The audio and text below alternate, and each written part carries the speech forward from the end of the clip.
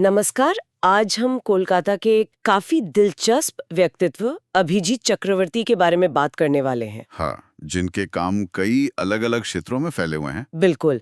तो आज हम यही समझने की कोशिश करेंगे कि कोई एक व्यक्ति इतने अलग-अलग मैदानों में, जैसे कि एक टीचर, फिर एक एंटरप्रेन्योर, फिर राइटर और फिल्म मेकर, कैसे कामयाब हो सकता है। सही बात है, ये जानना दिलचस्प होगा। तो देखिए, शुरुआत होती है काफी कम उम्र से।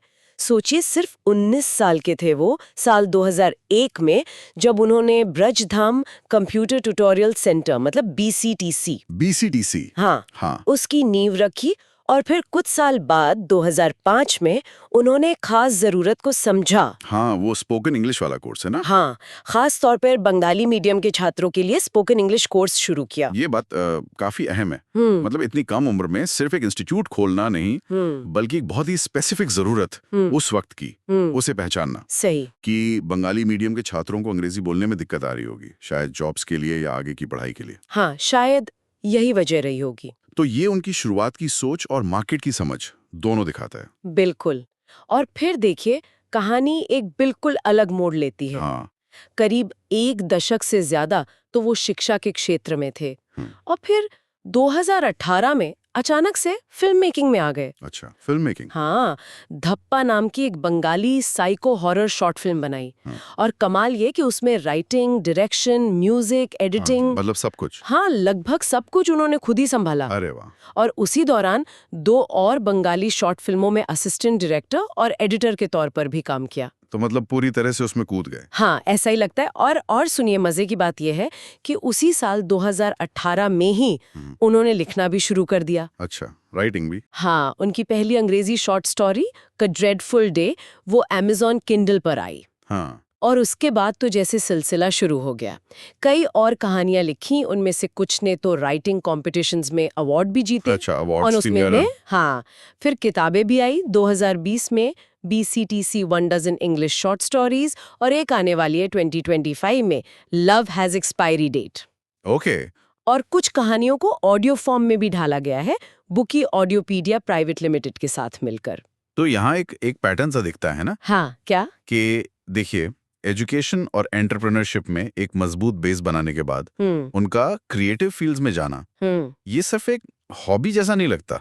ऐसा लगता है जैसे ये खुद को एक्सप्रेस करने का एक और तरीका हो। हाँ, हो सकता है। और शायद ये उनके पहले वाले काम से जुड़ा भी हो, मतलब लैंग्वेज के जरिए कम्युनिकेशन गैप को भरना। अच्छा, कैसे? देखिए, पहले उन्होंने स्टूडेंट्स को भाषा सिखाई, उन्हें एक तरह से सशक्त किया। हाँ। और फिर शायद कहानी कहने की कला, यानी कि फिल्म और लेखन, उसके जरिए उसी कम्युनिकेशन को और आगे बढ़ाया एक अलग लेवल पर। हाँ, ये कनेक्शन तो बनता है।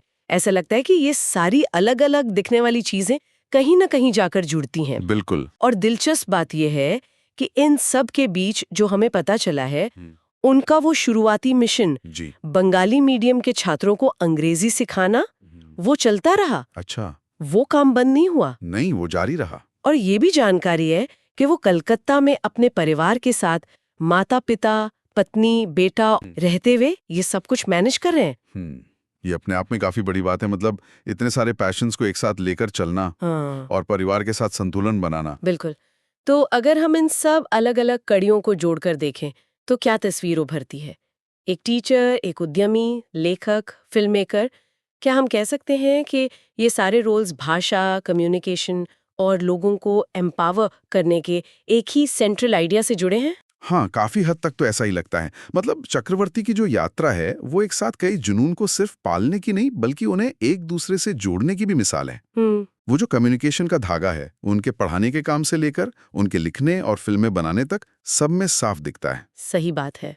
ये दिखाता है कि कैसे एक व्यक्ति अपने एक कोर मकसद को कितने अलग अलग तरीकों से एक्सप्रेस कर सकता है। हाँ। और ये हमें सोचने पे भी मजबूर करता है ना, कि क्या दूसरों को सक्षम बनाने का जो काम है, जैसे भाषा सिखाना, हाँ? क्या वो किसी की अपनी क्रिएटिविटी को नए रास्ते दिखा सकता है? हाँ। उसे लेखन या फिल्म जैसे मीडियम की तरफ ले जा सकता है? ये एक दिलचस्प सवाल है। या फिर इसका उल्टा भी हो सकता है कि क्या क्रिएटिव फील्ड्स में हाथ आजमाने से किसी को अपने स्टूडेंट्स से जुड़ने या सिखाने के बेहतर तरीके मिल जाते हैं? हाँ, ये सोचने वाली बात है कि कौन सी चीज किसे प्रेरित कर रही है। इस पर वाकई सोचा जा सकता है।